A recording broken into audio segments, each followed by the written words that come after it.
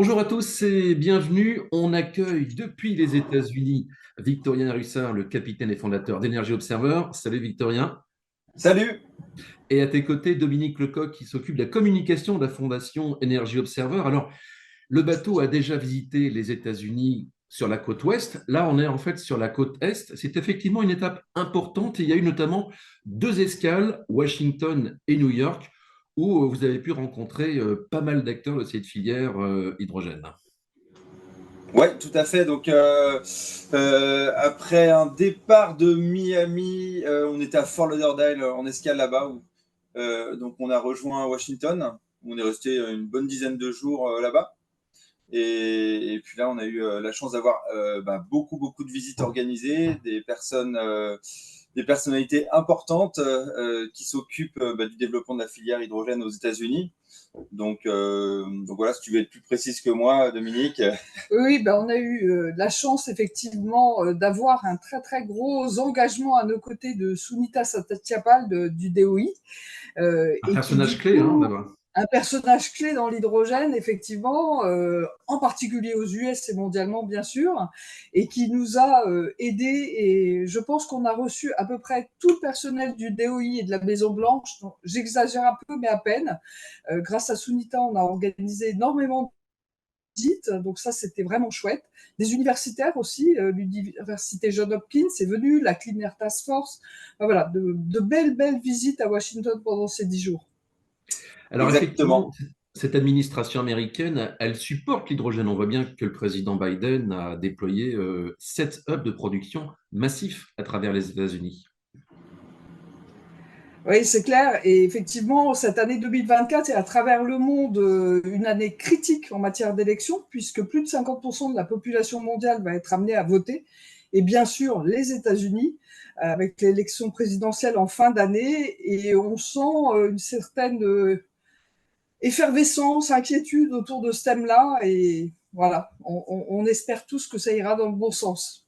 Alors Victorien, comment a été accueilli ce bateau aux États-Unis et notamment à New York? J'imagine que ça va être la fierté quand même d'avoir ce bateau dans la baie, effectivement, de l'une Bah, des villes les plus dynamiques non, du monde. super bien. Et en fait, mais je pensais pas que le bateau aurait fait autant d'effet au final, parce que c'est vrai qu'il symbolise beaucoup de choses, hein, ce navire, et notamment la production d'hydrogène vert à partir de renouvelables.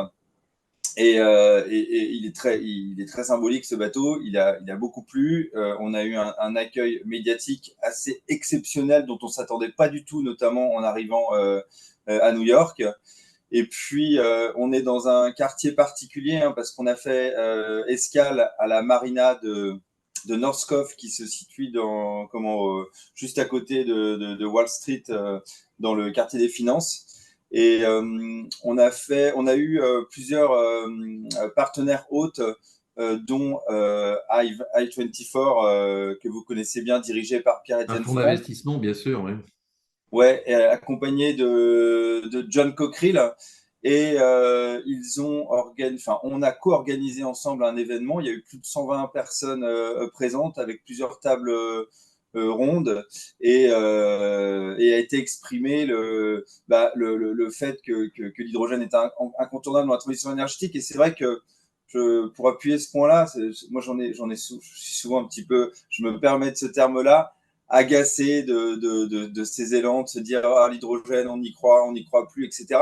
Il y a un moment, il faut réaliser que la transition énergétique ne peut pas se faire sans hydrogène. Donc, on est souvent, je trouve, très réducteur euh, voilà, pour la conscience des gens. Souvent, l'hydrogène est uniquement présent pour la mobilité légère, et on parle toujours de là, qui comprennent l'hydrogène uniquement dans le match entre les batteries et l'hydrogène pour la petite mobilité.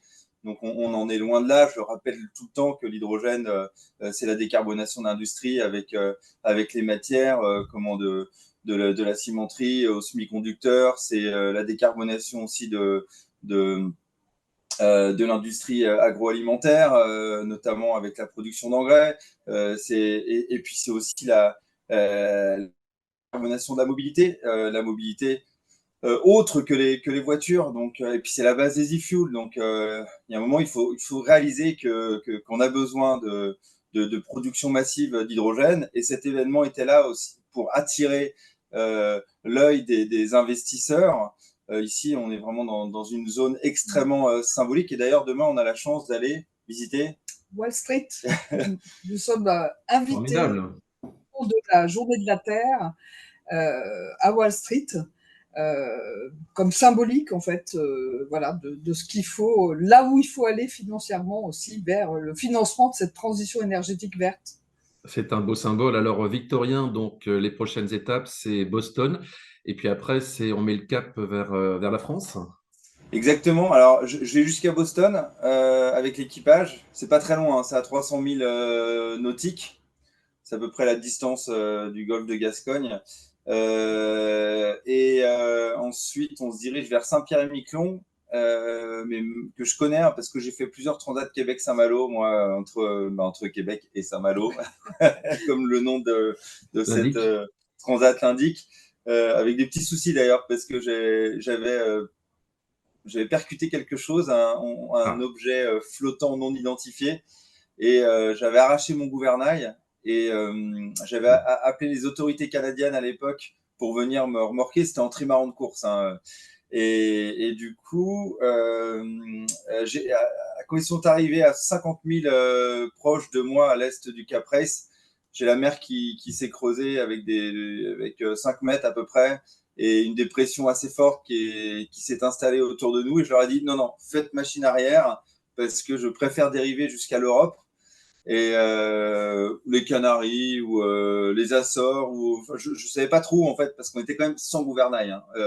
Et donc, on a quand même réussi à diriger le trimaran uniquement avec l'axe de la dérive, en exerçant des pressions sur les voiles et en franchissant la ligne d'arrivée sur Saint-Malo. Donc, je connais bien la route.